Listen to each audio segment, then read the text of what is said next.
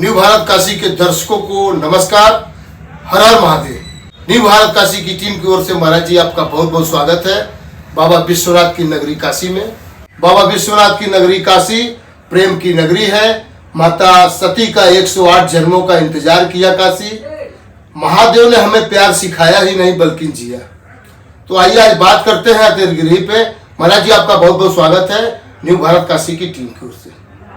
महाराज जी क्या कहेंगे, अतरगिरी आने वाला है और हमारे दर्शकों को क्या संदेश देंगे?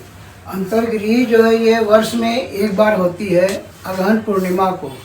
इसको अंतरगिरी तो काशी में बहुत सी हैं, 3 खंड है, तीनों खंड की अंतरगिरी होती है, मुक्त की अंतरगिरी होती है। लेकिन ये जो बड़ी अंतरगिरी होती है इसको बोलते हैं काशी प्रदक्षिणा, वाराणसी नगर प्रदक्षिणा बड़ी अंतरगिरी। इसको माता सीता ने किया था और ये वर्ष में एक बार होता है। पहले माता सीता ने जो है रामचंद्र जी को भोजन परोस करके अंतरगिरी करके उनके उतने देर में आ गए। फिर दोबारा रामचंद्र जी ने भेजा कि आप इतनी जल्दी करके आ गए, आप जाइए तो जो है एक रात रुकिए। तो इस कारण से इसकी अंतरगिरी जो है एक रात विश्राम के बाद दूसरे दिन वापसी होता है। तो ये अगहन की माघ पूर्णिमा, अगहन की पूर्णिमा को जो है इसकी यात्रा निकलती है और भारत के कोने कोने से महिलाएं आती हैं और रात्रि में आकर के विश्राम करती हैं। और यहाँ पे अन्नपूर्णा विश्वनाथ जी का दर्शन करने के पश्चात ज्ञानवापी कूप पे संकल्प लेकर के वहाँ व्यासपीठ पे संकल्प लेकर के मनकनका आती हैं और मनकनका के संकल्प लेकर के फिर वहाँ से जो है आपका जो है आकर के घाट घाट आती है, 80 घाट। क्या कहेंगे, मनकनका घाट पे स्नान करके वहाँ संकल्प लेना पड़ता है क्या? हाँ, ऐसा किसी भी यात्रा का नियम होता है संकल्प लेके। संकल्प लेने से ये फायदा रहता है कि संकल्प लेने के बाद जिसकी यात्रा कर रहे हैं वो आपके रक्षक बन जाएंगे।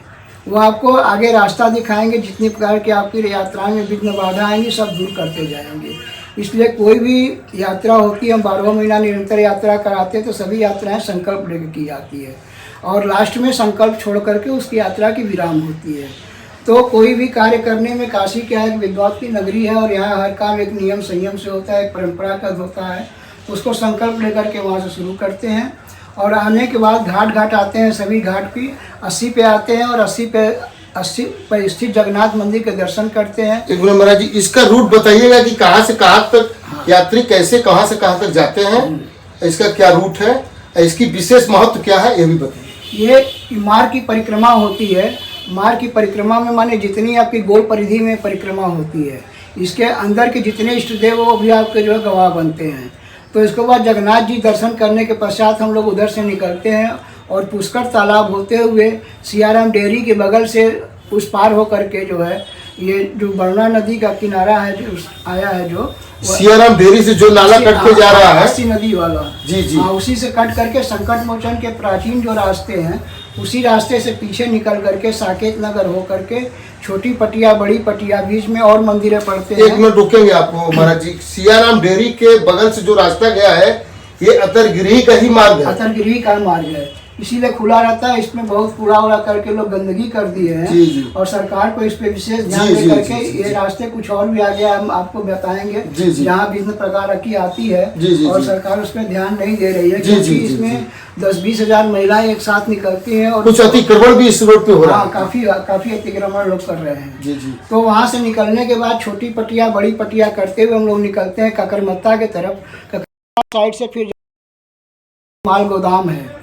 माल गोदाम साल में एक बार अंतरगिरी के लिए खोला जाता है। वहाँ से निकलने के बाद फिर आ जाते हैं, पहले तो इसको शिवदासपुर जो आपका रेड क्रॉस क्षेत्र था उधर से जाते थे। जी। लेकिन उधर भी मकाने बना के लोग अतिक्रमण कर लिए हैं क्योंकि इसकी मार्ग यदि पुराना खोजा जाए तो उधर से ही है। अतिक्रमण होने के पश्चात स्वयं उसको किया इसलिए अपने वो बता रहे हैं। वहाँ से फिर आ जाते हैं आपके मड़वाड़ी चौराहे से सीधे जाते हैं लहरतारा के लिए। लहरतारा जाने के बाद वहाँ एक प्रॉब्लम फिर अतिक्रमण का बता रहे हैं। पहले हम लोग वहीं से कंटोनमेंट मिलिट्री छावनी से सीधे पार करके पासपानी विनायक कंटोनमेंट सदर बाजार चले जाते थे, लेकिन मिलिट्री वालों ने वो रास्ता बंद कर दिया है जिसके चलते महिलाओं को 4-6 किलोमीटर घूम करके फुलवरिया गांव से जो फुलवरिया 6 लेन बना उधर से गांव से होकर के कष्ट उठा के जाना पड़ता है। यह 4-6 किलोमीटर यात्रा और बढ़ गई है। यदि हमारा सरकार निवेदन है, जन निवेदन है कि यदि मिलिट्री है, यदि खोल लेते हैं तो 10 मिनट के अंदर आदमी उस स्थान पर पहुंच जाता है। महिलाओं को इतना पैदल चलने में और बढ़ जाती दिक्कत होती है। फिर वहाँ से कंटोनमेंट में पासपाड़ी विनायक है, फिर वहीं पे मुंड विनायक है, शक्ति पीठ है। शक्ति देवी के दर्शन करने के पश्चात वहाँ से हम लोग आ जाते हैं चौका घाट। और एक समस्या भी है जो कि अतिक्रमण कहिए चाहे जो भी कहिए, ताज होटल है, उसके अंदर भी 2 अंतर्गृह के मंदिर हैं, चंडी देवी चंडेश्वरी का जो है, वो भी जो है लोग नहीं जा पाते हैं। पहले लोग जाते थे, पीछे से रास्ता था, वो सब रास्ता बंद होने के कारण मजबूरी में लोग को दूसरे रास्ते जाना पड़ता है। वहाँ से फिर जाते हैं चौका घाट, चौका घाट से फिर नीचे उतर करके आकर के फिर आपके नदी के किनारे किनारे इसकी मार्ग है, क्योंकि जितनी नगर की सीमा है इसी की अंतर्गृह होती है, इसीलिए इसको बड़ी अंतर्गृह बोलते हैं। मार्ग सीमा होते आते आते वहाँ पे चौका घाट पे जो संस्कृत यूनिवर्सिटी के पीछे हनुमान जी का मंदिर है, जहाँ वहाँ भी लकड़ी वाले सब कब्जा किए हुए हैं। वहाँ धर्मशाला जो है नहीं रहने के कारण कोई आज तक कोई सरकार ध्यान नहीं दी, वो अतिक्रमण आज भी है। और नतीजा ये होता है कि वहाँ पे रात्रि पे महिलाएं विश्राम करती हैं। जगह न होने के कारण, धर्मशाला न होने के कारण सड़क पे महिलाएं जो है रात में विश्राम करती, ठंडी रहती, जो कि अगहन पूर्णिमा में ठंडी और बढ़ जाती, कभी कभी कोहरा भी पड़ता है। वहाँ पे सड़क पे ही रात्रि विश्राम करती हैं, क्योंकि वहाँ विश्राम करने का विधान है। और वहाँ पे विश्राम करके फिर वहाँ से भोर में निकलती हैं, फिर वहाँ से निकल करके जाती हैं आपके रहीपुरा शैलपुत्री देवी के दर्शन करने के बाद फिर वहाँ से पुराने पुल जो है वहाँ से निकल करके नीचे उतर करके फिर वही के किनारे किनारे आदि केशव तक जाया जाता है। तो वहाँ जाने के पहले मार्ग थे, लेकिन बीच में इधर मुस्लिम बंधुओं ने या जो भी लोगों ने वहाँ पर मकानें बनवा ली हैं, और भी बहुत से मंदिर है जहाँ तक लोग नहीं पहुँच पाते हैं।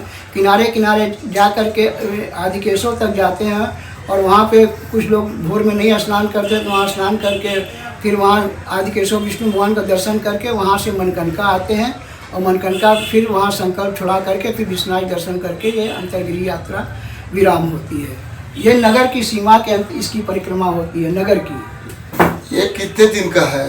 ये 1 दिन की, जैसे 24 घंटे का है। हाँ, 24 रात्रि को भोर में निकलेंगे। रात्रि में महिलाएं गांव-गांव से आ जाती हैं, रात्रि विश्राम करती हैं, भोर में निकलती हैं। यहाँ भोर में निकलने के बाद रात्रि चौका घाट में विश्राम करती हैं, और दूसरे दिन प्रतिपदा को एकम को जो है ये यात्रा विराम होती है। जी महाराज जी, बहुत बहुत धन्यवाद। इसलिए हम काशी वाले महादेव ही नहीं कहते हैं, हम बनारस वाले कहते हैं नमः पार्वती पतये हर